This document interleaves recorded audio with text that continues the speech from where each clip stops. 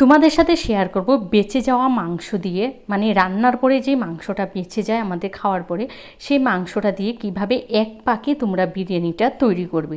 এক পাকে কেন বলছি, দেখো বিরিয়ানি রান্নার সময় আমরা প্রথমে মাংসটাকে আগে রান্না করে নিই, তারপরে ভাত রান্না করে আবার বিরিয়ানিটাকে রান্নায় বসাই। তো সেভাবে না করে একদম এক পাকে সহজ পদ্ধতিতে মাত্র 10 মিনিটে এই রেসিপিটা তৈরি হয়ে যায়।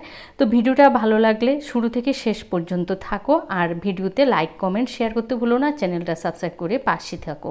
তো এখানে কড়া বসিয়ে দিয়েছি 2 চা চামচ সাদা তেল, দিয়ে দেব একটা তেজপাতা, তারপরে দিয়েছি, যেহেতু বিরিয়ানিটার ফ্লেভারটা দেব সেজন্য আমি না এখানে একটি শাহি জিরা দিয়েছি, আর দিয়েছি গোটা গোলমরিচ।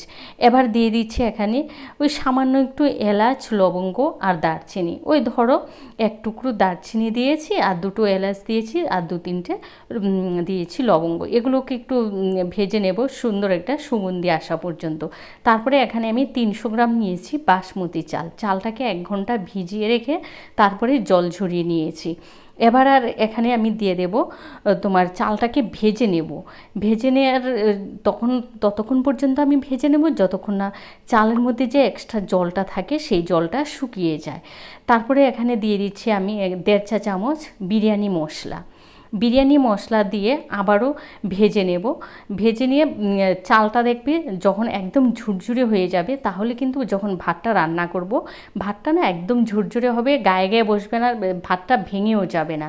এখানে আমি দিয়ে দিচ্ছি 1.5 কাপ গরম জল, মানে 1 কাপের চাল আর দিয়েছি 1.5 কাপ গরম জল। মোট কথা হলো যেই কাপে চালটা নেবে সেই কাপে ডবল জলটা দেবে। তো আমি এখানে ডবল এই কারণে দিইনি, কারণ পরে আমি বলছি কেন দিচ্ছি না। তো এখানে চালের অনুযায়ী কিন্তু নুনটা দেবে, নুনটা একটু পরিমাণে কমই দেবে। ওই যে কাপটা দেখো, এই কাপে আমি সবসময় রান্নায় তোমাদের সাথে বলি যে 1 কাপ করে, এই কাপটা দিয়েছি। তারপরে তোমার এখানে 1/2 চামচ দিয়েছি কেওড়া জল, 1/2 চামচ দিয়েছি গোলাপ জল, আর 2 ড্রপ দিয়েছি মিঠা আতর, এতে খুব সুন্দর একটা সুগন্ধিও আসে। তারপরে আবারও নেড়ে চেড়ে দিয়ে তারপরে এখানে তোমার যখন ভাতটা 50% সেদ্ধ হয়ে যাবে, ওই যে চিকেনটা আমার রান্না ছিল আর ওই যে চিকেনের গ্রেভিটা প্রায় 1/2 কাপের মতো আছে, সেই জন্য আমি জলটা আগে কম দিয়েছি, গ্রেভিটা দিয়েছি। দিয়ে 2টো কাঁচা লঙ্কা দিয়েছি, কাঁচা লঙ্কাটাকে মাঝখান থেকে একটু চিড়ে দিয়েছি। তারপরে একদম অল্প আছে আমি ঢেকে দেব। তার মধ্যে আমি 2 চা চামচ দিয়েছি ঘি, একদম ছোটো 4 চামচে। এই যে দেখো, তারপরে আমি একদম লো আছে ঢেকে রাখবো, আর নিচে না আমি একটা রুটির যে তাওয়াগুলো থাকে সেটা দিয়েছি। তো আবারও একটু নেড়ে ছেড়ে দেবো, দিয়ে তারপরে আমার কাছে যেহেতু একটু পেঁয়াজ বেরেস্তা ছিল সেটা দিয়ে দিচ্ছি। এটা তোমাদের কাছে না থাকলে নাও দিতে পারো, কোনো সমস্যা নেই। তো ছিল বলে একটু দিয়ে দিয়েছি, আবারও একটু মিশিয়ে নিয়েছি। দেখো চালটা কিন্তু আমার পুরোপুরি সেদ্ধ হয়ে গেছে। এবার ওই যেটুকুন জল নিচে আছে সেটা একবার শুকিয়ে যাবে। তাওয়ার মধ্যে বসিয়ে আমি লো হিটে একদম দিয়ে তারপর নেড়ে ছেড়ে দিয়ে গ্যাসটা বন্ধ করে দিয়েছি। বন্ধ করে দিয়ে আবারও 5 মিনিটের মতো ঢাকা চাপা দিয়ে রেখেছি। দেখো পুরোপুরি তৈরি, একদম ঝুরঝুরে বিরিয়ানিটা তৈরি হয়েছে।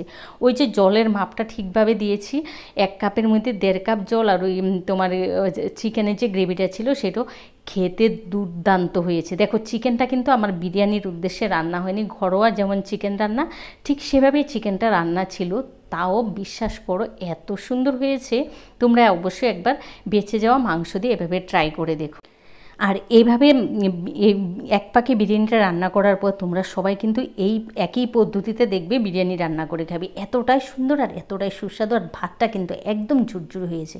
ভিডিওটা ভালো লাগলে তোমাদের আত্মীয় স্বজন বন্ধুবান্ধব সবার সাথে বেশি বেশি করে শেয়ার করতে। যারা চ্যানেলে নতুন আছো প্লিজ চ্যানেলটা সাবস্ক্রাইব করে পাশে থেকো। ভালো থেকো, সুস্থ থেকো, আবারও দেখা হবে নতুন ভিডিও নিয়ে। আজকের মতো টাটা।